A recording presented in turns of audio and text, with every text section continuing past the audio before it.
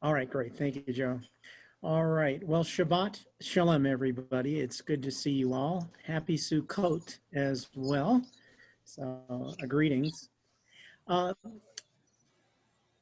Roger Staubach, some of you might remember, who led the Dallas Cowboys to a world championship in 1971, admitted that his position as a quarterback who didn't call his own signals was a source of trial for him.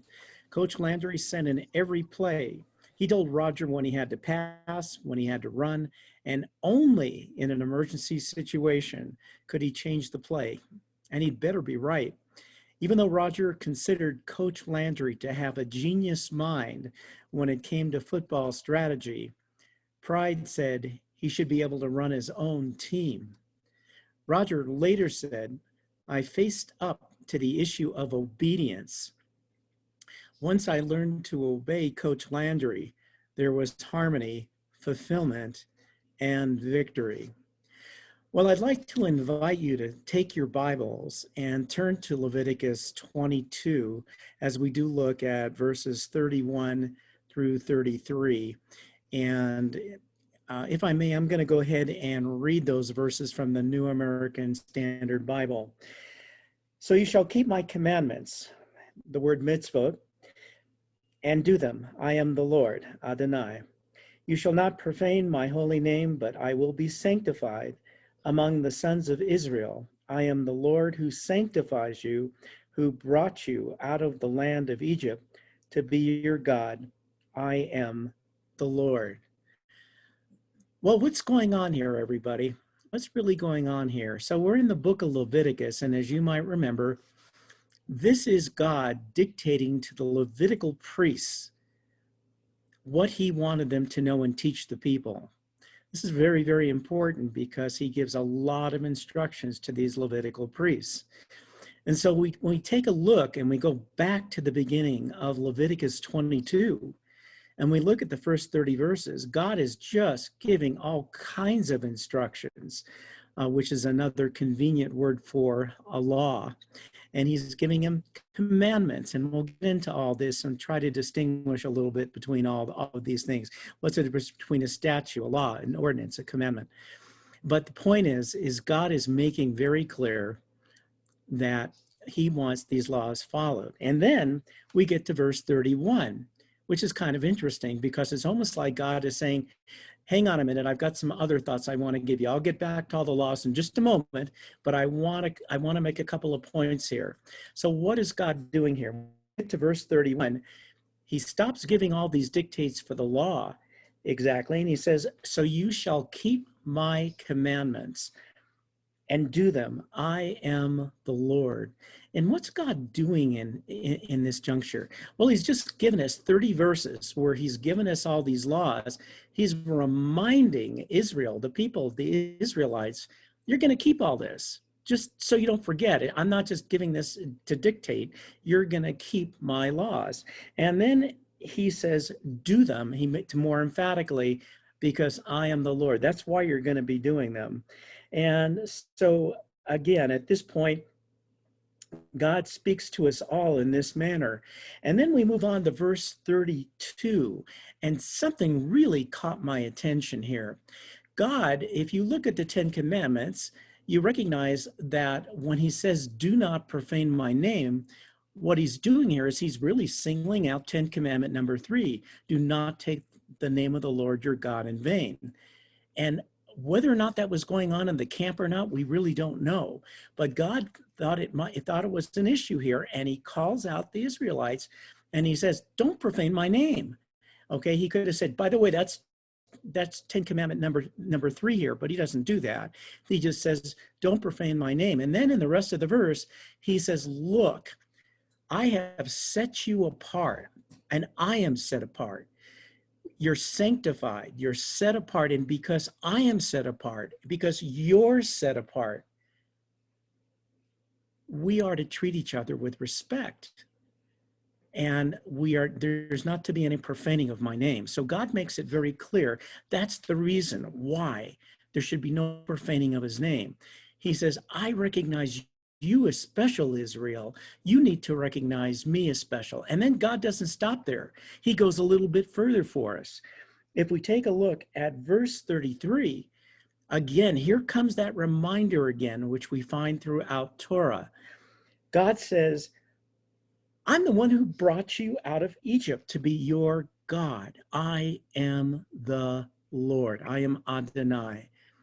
I am the master. And so God, in doing that, is emphasizing something that's going to become very, very important. Because when you get to Deuteronomy 5:15, God at that point is actually saying to the people in Deuteronomy 5:15, you shall remember that you were a slave in the land of Egypt, and the Lord your God brought you out of there by a mighty hand and by an outstretched arm. Therefore, the Lord your God commanded you to observe the Sabbath day.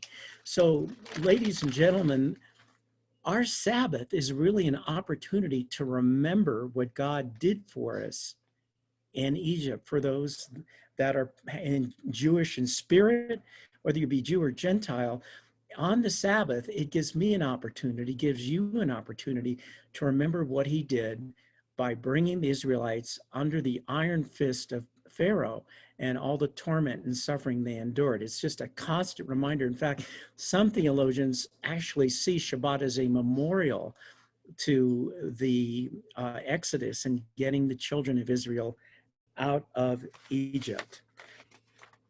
Well, I went ahead and did a little bit of research because I was curious. Did you ever wonder what's the difference between a commandment and a statute and a law and a charge?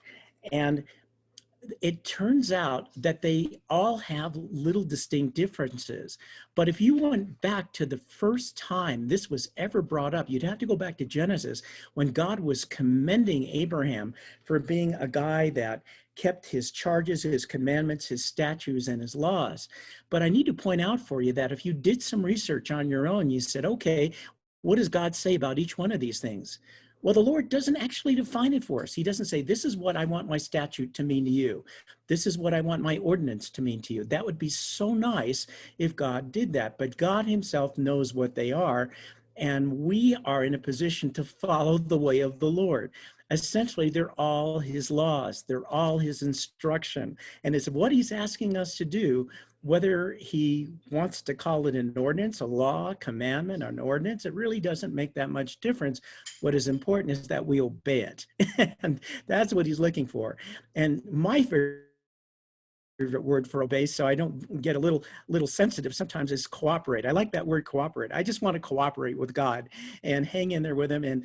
And then obey doesn't sound so parental to me, but that's just me. So you can ignore that if you want. But the fact of the matter is that's what God is looking for here. And I just want to let you know as I finish up this parasha here, there are some really good corroborating verses here that I want you to keep in mind. In Proverbs 3, verses 1 and 2, it says, my child, never forget the things I have taught you. Store my commands in your heart. Verse 2 says, if you do this, you will live many years and your life will be satisfying. Again, this is what we are to do. Take the Lord's commands, take the Lord's laws, take his ordinances, take the way of the Lord. And then in Deuteronomy 5:33, it says, stay on the path that the Lord your God has commanded you to follow. Then you will live long and prosperous lives in the land you are about to enter and occupy. And some of you might say, hey, that reminds me of Proverbs 3:6, which says, seek his will in all that you will, so that he'll show you which path to take. So again, this is guidance that the Lord is going to provide for us as we follow God's commands. And then I have one more I want you to bear in mind. This comes from John, Yohanan, chapter 14, verse 21.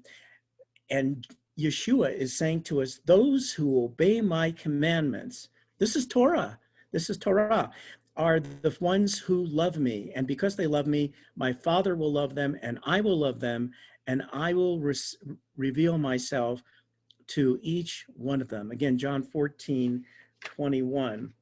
And so I just want to let you guys know that there are rewards. There are blessings. There are wonderful things that come as we obey God. I want you to know that, because I want to see everybody blessed today and henceforth and forever. And those rewards, God is only too happy to give us. It's not like, well, I don't need these rewards. I'm fine. I'm a humble guy. I don't need the rewards. Take the rewards, would you please? He wants to give them to you. So take those opportunities. Look for ways you can obey God, and he will bless you as you do so. Well, that concludes the Parasha for today. Everybody be blessed, and happy Sukkot.